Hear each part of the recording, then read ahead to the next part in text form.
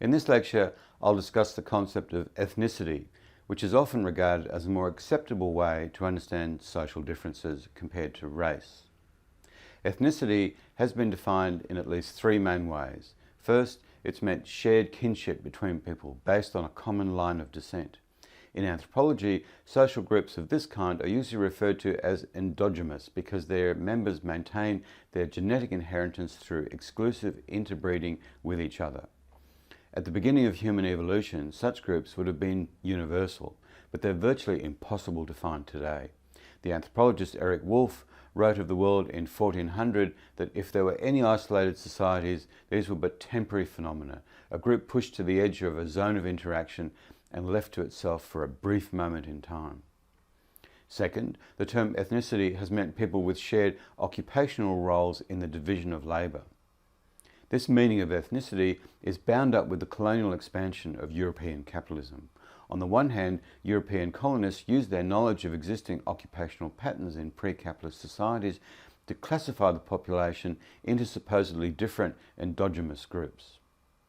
For example, in Rwanda, European colonial administrators transformed differences in occupational roles between the Twas, Hutus and Tutsis into imaginary ethnic distinctions between them.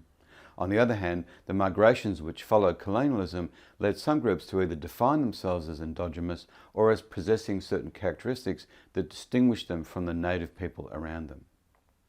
This means, in effect, that there are social processes occurring here which are transforming occupational similarities into ethnic similarities.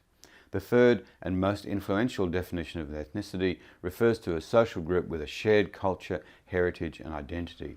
This can include a shared ancestry, history, memories, sense of belonging and language, beliefs, values and practices.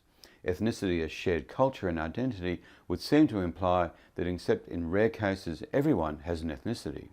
However, North American sociologists use the term ethnicity to describe people who did not belong to the white Anglo-Saxon Protestant or WASP population. In effect, the term ethnicity referred to members of minority groups whose skin colour, religion or country of origin placed them outside the boundaries of white Anglo-Saxon Protestantism. In fact, the term ethnics in the United States of the 1960s was described as a polite term for Jews, Italians and other people regarded as inferior. In Australia in the 1970s, governments, public servants and academics changed the language they used for immigrants who had travelled here as part of the post-war immigration program.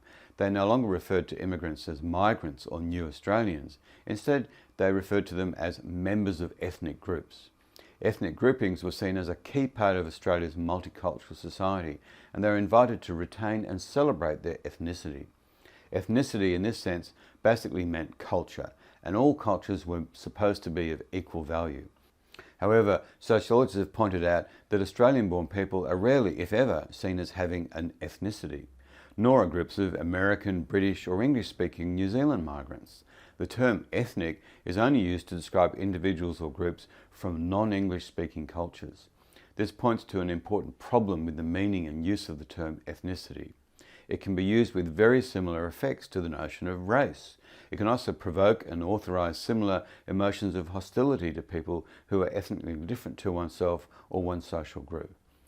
The Marxist thinker Martin Baker has called this tendency the new racism. Ethnicity, to some extent, has replaced the term race in language about social difference, but retained some of the meaning of race. Instead of being based on pseudo-scientific concepts of racial difference, the new racism is based on claims that social groups with different cultures are incompatible.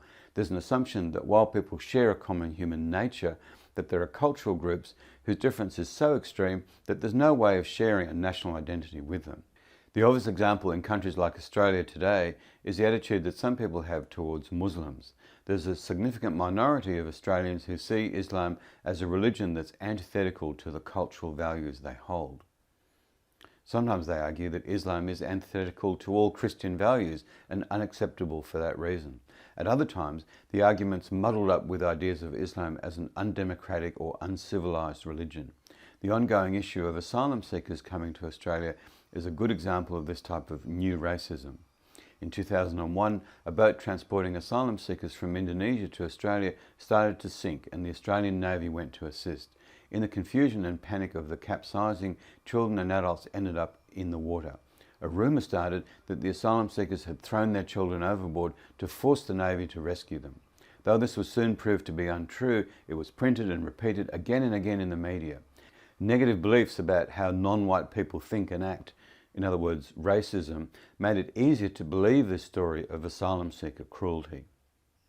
This kind of thinking in turn plays out in anti-immigration campaigns, where immigrants are portrayed as a threat to established culture and identity.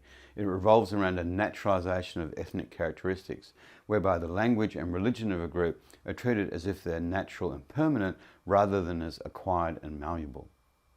In summary, the concept of ethnicity can refer to the shared culture and identity of a group.